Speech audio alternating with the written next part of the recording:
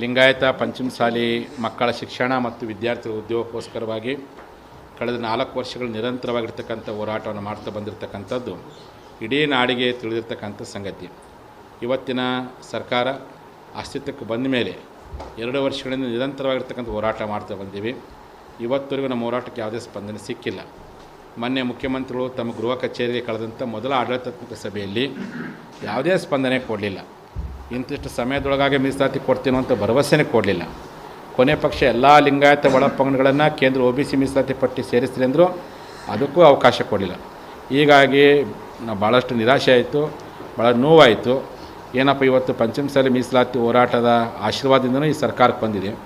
ಈ ಆಶೀರ್ವಾದದಿಂದ ಬಂದಿರತಕ್ಕಂಥ ಈ ಸರ್ಕಾರ ನಮ್ಮ ಜನಾಂಗದ ಹಕ್ಕನ್ನು ಕೇಳುವಂಥ ಪ್ರಯತ್ನ ಮಾಡ್ತಾಯಿಲ್ಲ, ಸೌಜನ್ಯಕ್ಕೆ ಸ್ಪಂದಿಸುವಂಥ ಕೆಲಸ ಮಾಡ್ತಾಯಿಲ್ಲ. ಅದಕ್ಕೆ ನಮ್ಮ ನೋವನ್ನು ಹೋರಾಟದ ಮೂಲಕ ಪ್ರತಿಭಟಿಸೋಣ, ಪ್ರಜಾಪ್ರಭುತ್ವ ಹೋರಾಟದ ಮೂಲಕ ನ್ಯಾಯ ಪಡಿಬೇಕು ಅಂತ ಹೇಳಿದ್ರೆ ಅದಕ್ಕೆ ನಾಳೆ ಡಿಸೆಂಬರ್ 10ನೇ ತಾರೀಕು ಮಂಗಳವಾರ ದಿವಸ ಬೆಳಗ್ಗೆ 10 ಗಂಟೆಗೆ ಲಕ್ಷಾಂತರ ಪಂಚಮಸಾಲಿಗಳು ಸುಮಾರು 10,000ಕ್ಕಿಂತ ಹೆಚ್ಚು ವಕೀಲರ ನೇತೃತ್ವದಲ್ಲಿ ಸುಮಾರು 5,000ಕ್ಕಿಂತ ಹೆಚ್ಚು ಟ್ರ್ಯಾಕ್ಟರ್ ಮೂಲಕವಾಗಿ ಸುವರ್ಣ ವಿಧಾನಸೌಧಕ್ಕೆ ಮುತ್ತಿಗೆ ಹಾಕಿ ನಮ್ಮ ನಿಷ್ಠೆಯನ್ನು, ನಮ್ಮ ಗಟ್ಟಿತನವನ್ನು ತೋರಿಸುವಂಥದ್ದು, ಆ ಮೂಲಕ ಮೀಸಲಾತಿಯನ್ನು ಪಡೆಯುವಂತಹ ಒಂದು ಸಂಕಲ್ಪವನ್ನು ಮಾಡಬೇಕು ಅಂತೇಳಿ ನಾವೆಲ್ಲ ತೀರ್ಮಾನ ಮಾಡಲಾಗಿದೆ. ಇದರ ಜೊತೆಯಲ್ಲಿ ನಮ್ಮ ಸಮುದಾಯದ ಎಲ್ಲ ಜನರಿಗೆ ಹೇಳಕ್ಕೆ ಇಚ್ಛೆಪಡ್ತೀನಿ, ನಿಮ್ಮೂರಿಂದ ಒಂದಾರು ವಾಹನ ಬರಲೇಬೇಕು, ಕಂಪಲ್ಸರಿ ನಿಮ್ಮೂರಿಂದ ಒಂದಾದರೂ ಟ್ಯಾಕ್ಟ್ರಿ ಬರಲೇಬೇಕು ಅಂತ. ಇದು ರಾಜಕಾರಣಿಗಳ ಪರವಾಗಿರ್ತಕ್ಕಂಥ ಹೋರಾಟ ಅಲ್ಲ. ಇದು ಏನಪ್ಪ ಅಂದರೆ ಕೇವಲ ಮಕ್ಕಳ ಪರವಾಗಿರ್ತಕ್ಕಂಥ ಹೋರಾಟ. ಮಕ್ಕಳ ಭವಿಷ್ಯ ನೋಡ್ಕೊಂಡು ಹೋರಾಟ ಮಾಡಿ.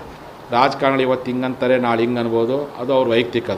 ಅದು ಸಮಾಜ ಮಾತ್ರ ಶಾಶ್ವತ. ನೀವೆಲ್ಲರೂ ಕಂಪಲ್ಸರಿ ಬರಬೇಕು ಅಂತೇಳಿ ನಮ್ಮೆಲ್ಲ ಮಾಧ್ಯಮದ ಮೂಲಕವೇ ನಾಡಿನ ಜನತೆಗೆ ಹೇಳಕ್ಕೆ ಇಚ್ಛೆಪಡ್ತೀನಿ.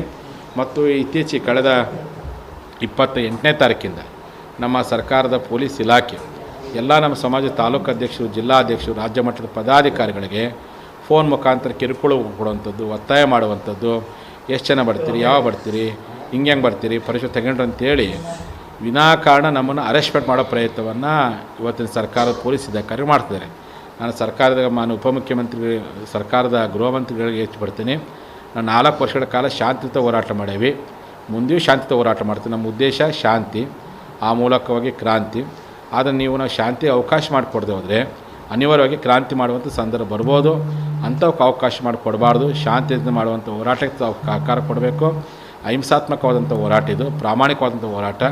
ನಮ್ಮ ಹೋರಾಟ ಯಾವುದೇ ವ್ಯಕ್ತಿ ವಿರುದ್ಧ, ಯಾವುದೇ ಜಾತಿ ವಿರುದ್ಧ, ಯಾವುದೇ ಪಕ್ಷದ ವಿರುದ್ಧ ಅಲ್ಲ, ನಮ್ಮ ಮಕ್ಕಳ ಪರವಾಗಿರ್ತಕ್ಕಂಥ ಹೋರಾಟ ಮಾತ್ರ ಅನ್ನೋದನ್ನು ತಾವು ಮನಗಾಣಬೇಕೆನ್ನುವಂಥ ಮಾತನ್ನು ಈ ಸಂದರ್ಭದಲ್ಲಿ ತಿಳಿಸ್ತಾ, ಹಾಗಾಗಿ ಎಲ್ಲ ನಾಡಿನ ಜನತೆ ಮನೆಗೆ ಒಬ್ಬರಂತೆ, ಹಳ್ಳಿಗೆ ಒಂದು ಟ್ಯಾಕ್ಟ್ರಿ ಎಂಬಂತೆ, ಹಳ್ಳಿಗೆ ಹೆಚ್ಚು ವಕೀಲ ವಾಹನದ ಮೂಲಕವಾಗಿ ಸುವರ್ಣ ವಿಧಾನಸಭೆಗೆ ಬರುವಂಥ ಪ್ರಯತ್ನವನ್ನು ತಾವು ಮಾಡಬೇಕು ಅಂತೇಳಿ ಚಿಕ್ಕೋಡಿ ಜಿಲ್ಲಾ ನಮ್ಮ ಪಂಚಮಸಾಲಿ ಸಮಾಜದ ಜಿಲ್ಲಾ ಅಧ್ಯಕ್ಷ ದರಿಯಪ್ಪ ಟಕ್ಕಣ್ಣವರು, ನಮ್ಮ ಜಿಲ್ಲಾ ಪ್ರಧಾನ ಕಾರ್ಯದರ್ಶಿಗಳು ಅಶೋಕ್ ಅರ್ಗಾಪುರ ಅವರು, ಅದರ ಪ್ರಧಾನ ಕಾರ್ಯದರ್ಶಿಗಳು ನಮ್ಮ ವಿರೂಪಾಕ್ಷಪ್ಪ ಈಟಿ ಅವರು, ಮತ್ತು ಅನೇಕ ನಮ್ಮ ಸಮಾಜದ ಹಿರಿಯರಲ್ಲಿ ವೇದಿಕೆ ಮಾಡಿದ್ದಾರೆ.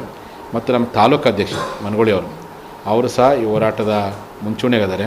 ಅವರೆಲ್ಲರೂ ಸೇರಿಕೊಂಡು ಹೆಚ್ಚಿನ ಸಂಖ್ಯೆಯಲ್ಲಿ ಈಗಾಗಲೇ ನಮ್ಮ ಶಾಸಕ ಗಣೇಶ್ ಹುಕ್ಕೇರಿಗೆ ಹೇಳಿದ್ದೇವೆ, ನೀನು ಸಹ ಅಧಿವೇಶನ ಮಾತಾಡಬೇಕು, ಜೊತೆಯಲ್ಲಿ ಅವತ್ತು ಹೋರಾಟದಲ್ಲಿ ಮುಂಚೂಣಿಗಿರಬೇಕು ಅಂತ ಅವ್ರಿಗೆ ಹೇಳಿದ್ದೇವೆ. ಆಯತ್ ಸ್ವಾಮೀಜಿ ಅಂತ ಅವರು ಹೇಳಿದ್ದಾರೆ. ಎಲ್ಲರೂ ಕೊಟ್ಕೊಂಡು ಒಟ್ಟು ಹೋರಾಟ ಮಾಡಲಿಕ್ಕೆ ನಾವು ಸನ್ನದ್ಧರಾಗಿದ್ದೀವಿ ಅಂತ ಮಾತು ಹೇಳ್ತಾ 2 ಮಾತು ಮುಗಿಸ್ತೀನಿ. ಶರಣಾಡ್ತೀವಿ. Ashwavega English News. Coming soon. Your channel, your voice, your trust.